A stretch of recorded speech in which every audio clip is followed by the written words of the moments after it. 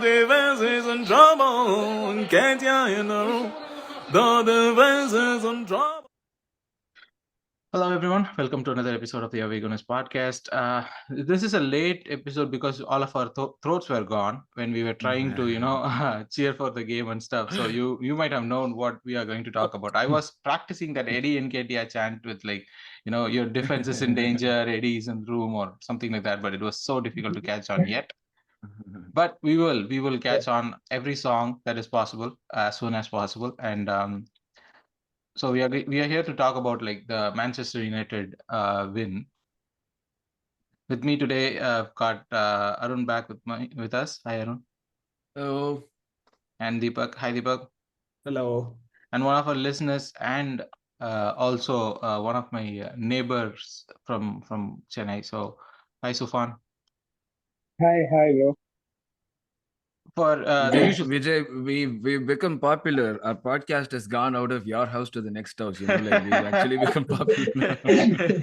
I came all the way to Canada for my podcast to go from my house to the next house. That's how popular it is. But to start, the usual things, just to like, share, subscribe, and comment in. I know we've been asking for subscription and stuff, but we do produce good content, and we do have the scouting report photos are coming up. Just as a heads up, Bob will kill me if I don't tell that when he's not here. So yeah, we will get that in as soon as possible after this.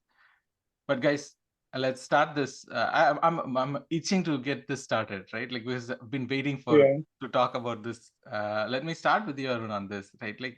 Me, really, let's start with Sufvan. He's the new one here.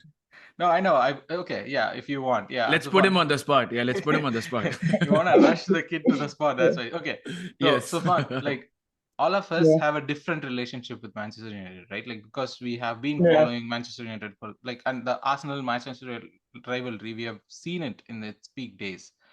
But someone like you, what does and Wenger, right? Yeah, but what does it mean for someone like you, right? Someone like you who has not seen that peak rivalry. You have seen that in the chat bots, chat rooms, and stuff like that, but you have not seen it in person during the peak rivalry. But seeing that now, this win, what does it mean for people like you? Any day of the season, Manchester United and Arsenal is something special, right? The rivalry and everything. So it was amazing. I was in the screening at Chennai, and nice. It was blazing, shoutings and everything. It was amazing atmosphere. We just dominated throughout the you could say we schooled United. What are you even doing? Pressing. We should watch pressing in the second half of the time, right? They were completely clueless, what to have to do, right? Yeah. Just relentless pressing throughout the second half. First half, I would say, we were with Rodney misplacing passes, and Ben White was also not to the mark of the day, and there was Partey's misplaced pass that eventually goes to a goal, Rashford's goal, and to go there to do that celebration, and Saka just said kid, this is how it should be shot, and celebrated that. My God, that was amazing.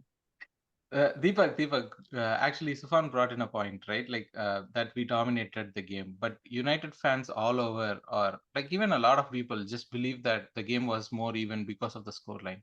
they don't believe that we dominated that game, despite being the numbers and everything. The scoreline Sorry remained. to cut you there. Like Yeah. they had like two shots at the half of the half time, and we had like 6 to 9 shots. No, I know. That's how dominant we were. No, I know the Yeah, numbers and like everything. The numbers and everything, yeah. right? But the question was like for Deepak, right? Like the question was like, even after all this thing, even now, United fans or United media, the other person that we don't want to talk about, Gary Neville. I mean, we will talk about. But all of them are still claiming that it was a closer game. Is it because of the scoreline that they are thinking it's closer game than what it is? Maybe, yeah, because it's 3-2 and we scored at 90th minute. Yeah, Mhm. like delusional people think like that. So obviously, the scoreline tells you the game was closer. They scored like, I think like what Rashford's goal, it wouldn't As a have whole, gone yeah. in like 9 out of 10 times. It was like a really good goal. And the second one was from a Ramsdale mistake.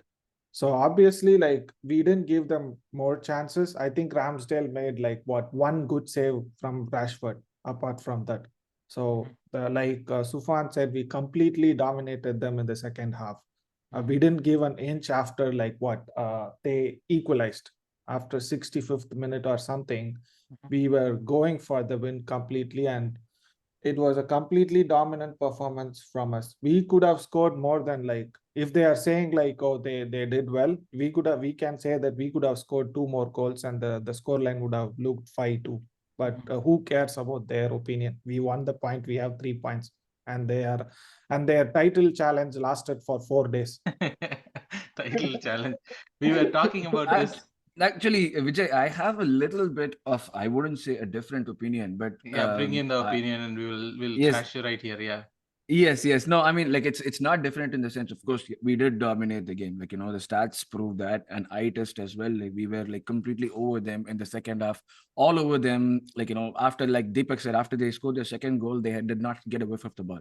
But in my head, United, for where they are right now, when they're going to the league leaders' place away from home, I thought they had a fixed game plan that they were able to execute for certain amounts of time during the game, during which they got the goals. So for me, it seemed more like an intelligent ploy on their part through which they got the goals. Let me counter that with only one word: Emery. Unai Emery. Okay, so that's when that's what I'm saying. Like when it was the Unai same Emery thing. came in with Arsenal and he went on that amazing streak, and now he's doing the same with Aston Villa. It's considered a new manager bounce.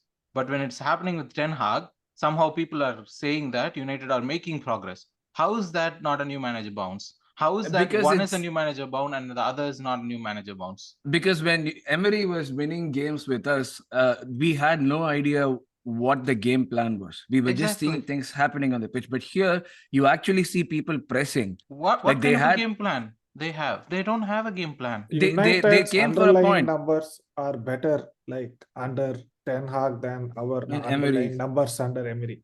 United have definitely made progress, but the hype which these fans are giving, that's what is making this progress which they have made like seeming more.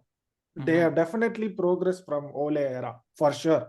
They can be better, of course, like with how much ever signings they will make, they will obviously gonna be better.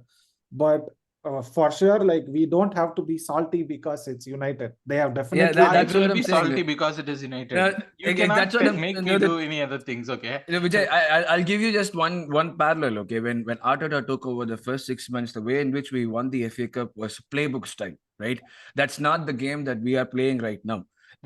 Both the games, the semi-finals and the finals that we won, both games had a very similar goal where we passed the ball from the left, right to the left, and Aubameyang scores, right? So it's sort of like that's what we did when we were not there where we wanted to be, and we wanted a short-term fix that we could get to win something. I find United are sort of going in the same way. They know that if they go to a bigger team away from home with their game plan that they're trying to implement, they're nowhere near where they could actually put a challenge. And that's why I said they played intelligently. They came for a point. They almost got a point. If the game had ended 2-2, we would have dropped 2 points. That's what my thing is. Okay, so I felt that No, they I'm came not. in. I'm not questioning that. Okay, I'm not questioning that we came close to dropping 2 points. My question is that it has not been We, long enough to say that it's a progress, to say that it's something that is moving in a forward direction, because it's not long enough. It is. It has not been long enough of a season to consider that whatever pattern you are seeing, whatever the underlying numbers you are seeing, its difference is what Arsenal were when Unai Emery came in. We were not at the top of our games. We were not signing players left, right, and center. The same way what Aston Villa is right now. They don't have players the quality of United. United were able to sign Anthony for 100 million in and their he's not worst. quality either. So No, I'm saying like even that much. Like look at their bench. They have players of like numbers that like whether it's quality enough or not, but the numbers are there for a reason, right? Like when you spend 50 million for a Maguire, there is a reason that number was there. 80. Yeah, whatever it is.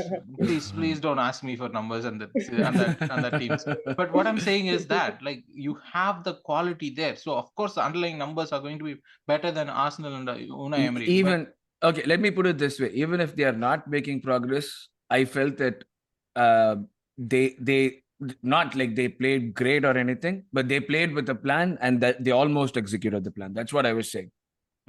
okay, They played with a.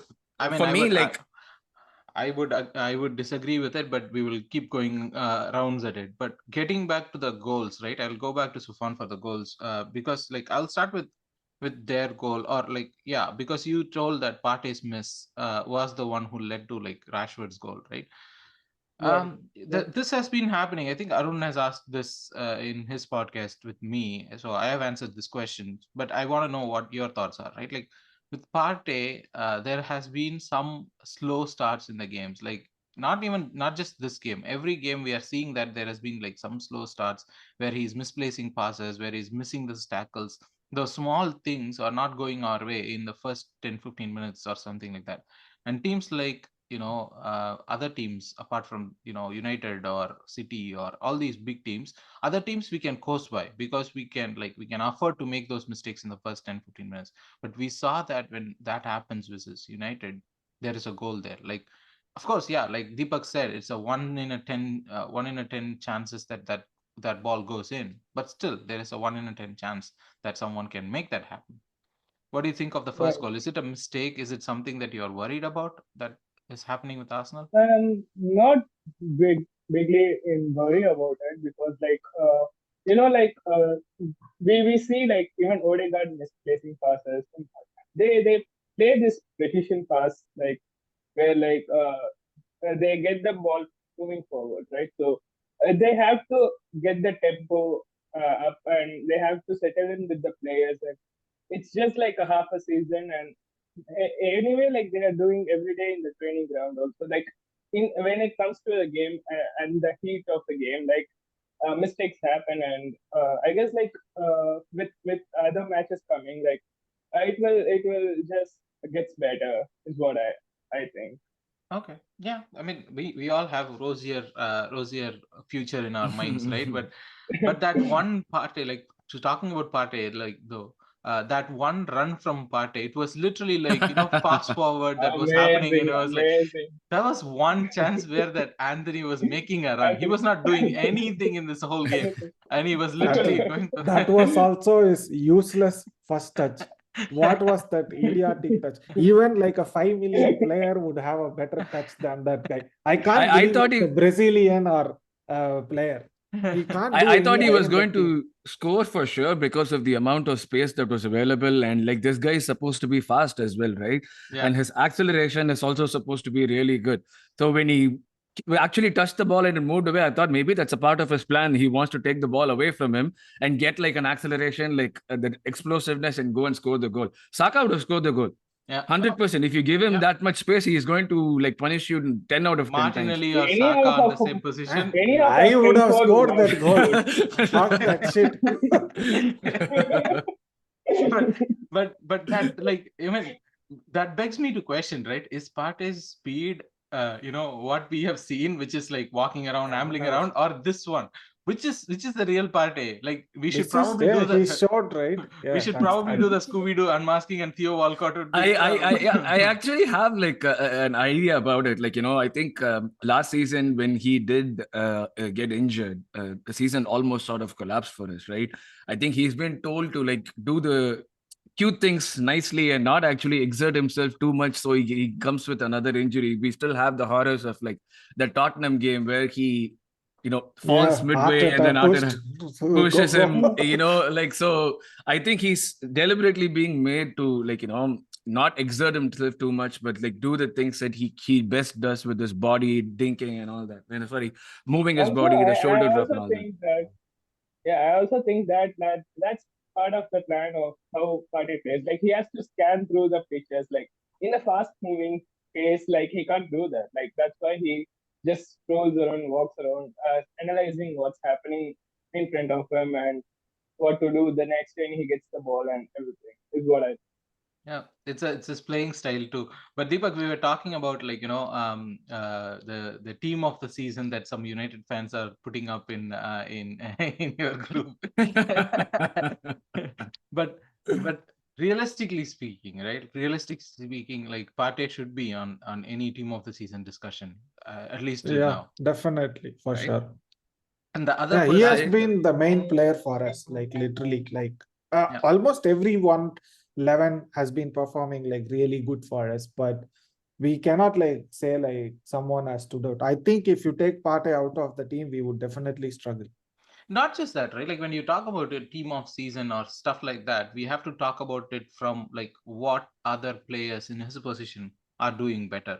And I don't see anyone Yeah, no in the one is league. doing better.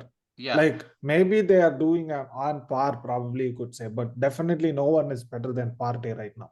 I mean, United fans would say Casemiro is like the He's next he's coming. definitely good, but like He's at improved least a till bit. 90, Yeah, he at needs to least play for an the entire season, like that's when you can judge basically. When a new player comes in, you need to let him play an entire season. Anything, it's a new league. He can, and God forbid he gets an injury and like, part of his season is done. You need to actually, when you put up these teams, you need to see a body of work for an entire season. Like Yeah, 19 games, you cannot judge anything.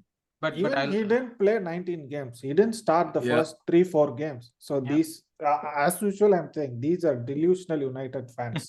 Like, see, the main reason which we hate United is because of their fans and their I stupid mean, opinions. yeah, I hate United for Bruno Fernandes, but that is what it is. But Also, going McTominay. But going back to the goal that we scored, right? Like, I mean, yeah, Rashford does this amazing goal thing, but Saka does it better. How good is Bukayo Saka? Because we also were talking about like Jadon Sancho and why he's not available for United. We've been talking, there has been talks about his fitness, there has been talks about his mental health post that penalty miss and in Euros. This kid did that. This kid did the penalty miss. This kid went to the World Cup. He did play as the best player for England in the World Cup. He did carry the team last season. He's doing it again. He's not carrying the team this time. He doesn't need to because the team is performing in itself, but still he just is going up another level with that goal. That is literally like one of the best goals that he said he has scored in Arsenal colors. Yeah, it was. So and not just that, he repeated that again for a second Yeah, time when Ericsson this thing takes Ericsson touch and goes to the post. So how Yeah. good is Bukayo Saka, Deepak? Bukayo Saka is the best winger right now in Premier League. There is no doubt about it. Like And probably people the like, second best in the world. yeah, Second best in the world, yeah. probably like everyone is like every left back is scared to touch him. Luke Shaw has been very good for United this entire season. I think he would be probably like their best player, I would even say.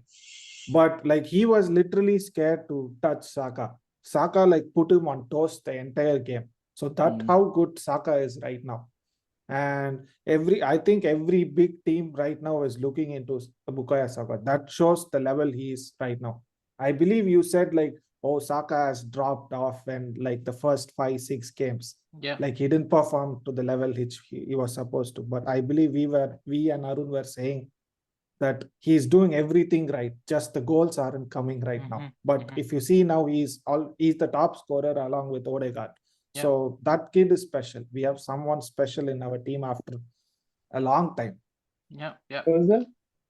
It was like, I think Saka heard what Vijay said and he took it personally, like that Michael Jordan. If he did hear what I said, I would be ecstatic, right? If Bukayo Saka has heard a word that I have said, I would be ecstatic. But I don't like the next two goals, right? Like, I mean, both our goal and their goal. Like, our goal was more constructed, I would say, but still, it was weird how these things lined up, right? Like, I mean, Rashford scores a worldie, Bukayo Saka scores a worldie.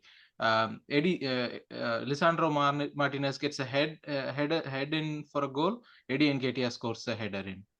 It just lines up so well, right? But to start off the discussion with Eddie Nketiah, right? Like, I mean, I think it was Arsenal vision. I also mentioned it in your podcast, like, right? Like, Arsenal vision was the one who was mentioning this, like, Eddie Nketiah plays a different striker. He doesn't rely on, like, touching the opponents and stuff like that. He plays and finding the space where the opponent defense is not there.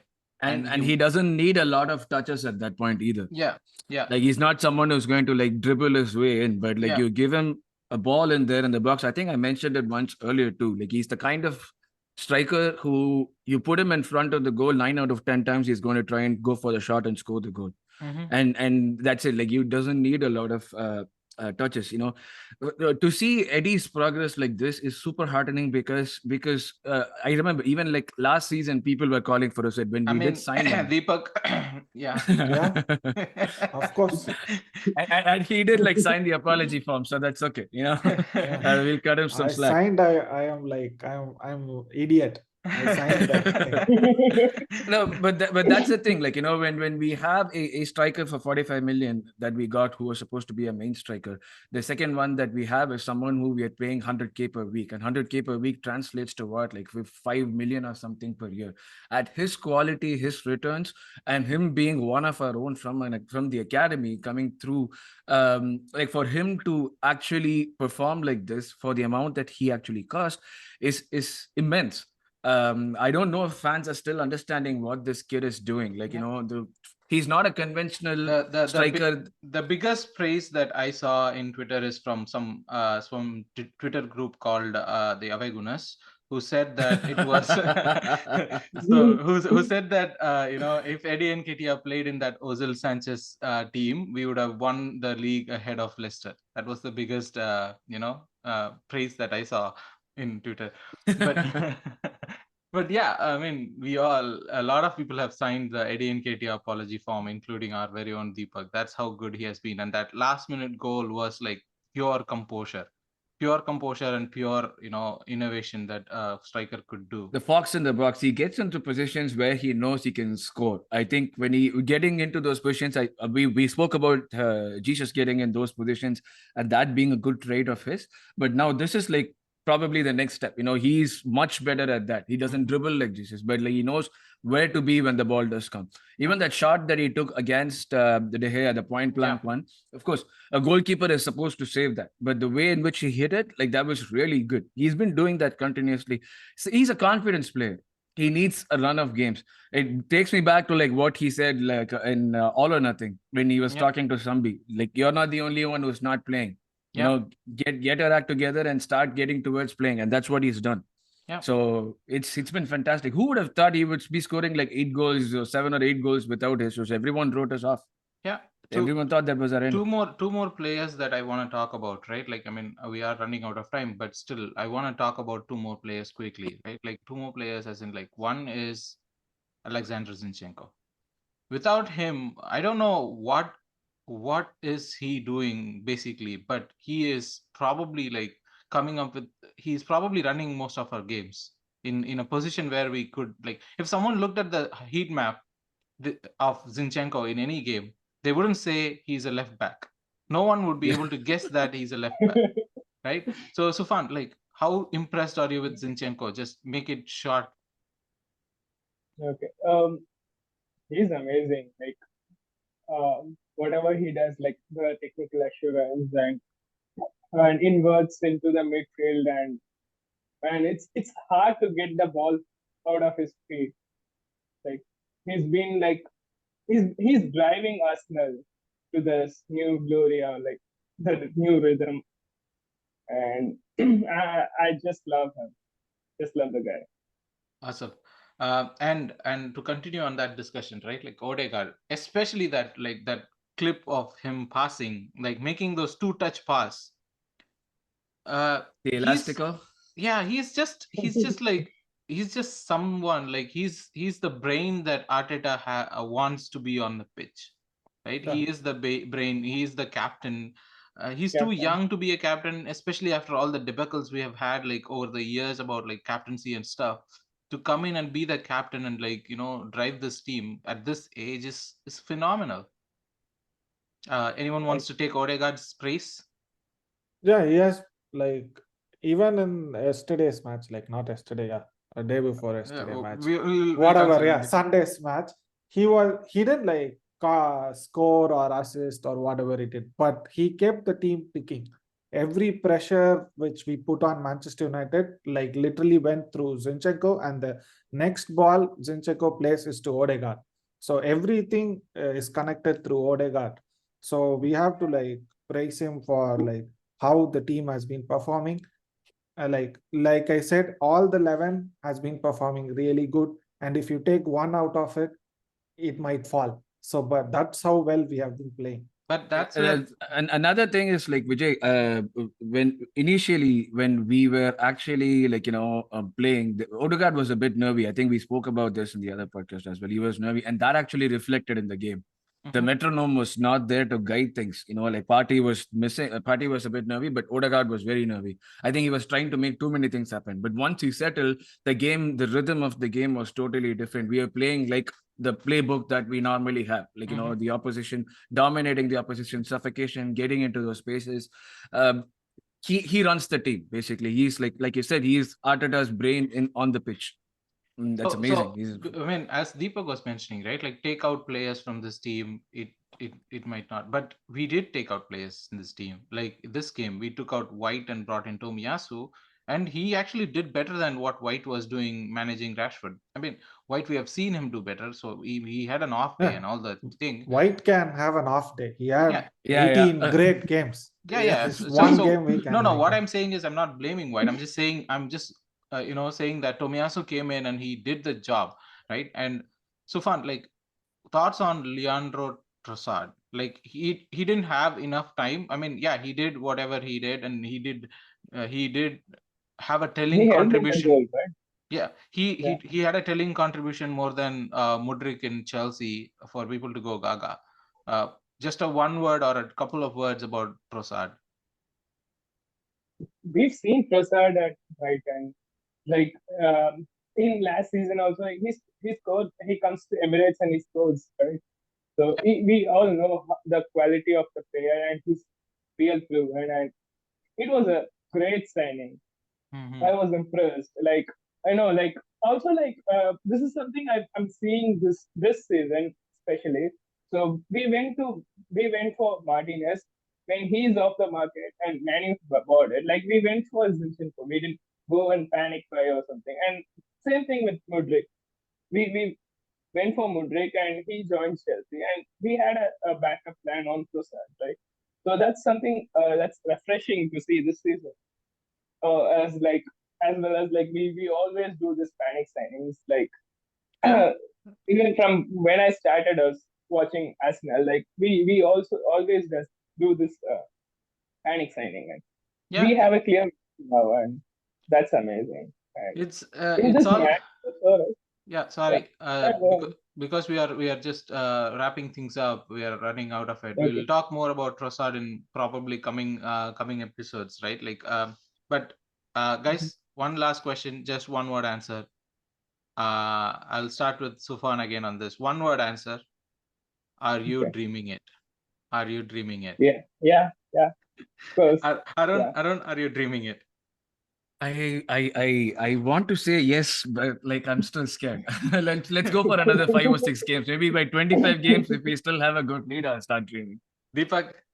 Yes. I wasn't convinced like before Manchester United game, but I am pretty much convinced that we will give it a go until like 38 games for sure. That's the best we can ask for. Yeah. That's the best we can ask for. I'm And- convinced that like we would like win the title. Oh, that's a bold statement. See, this Yeah, is for sure. Like at least coming- I'm convinced right now that we will win the title. It doesn't matter if we win, we won't win, or we do mess up the title run or something. But at least I'm convinced that we would win the title.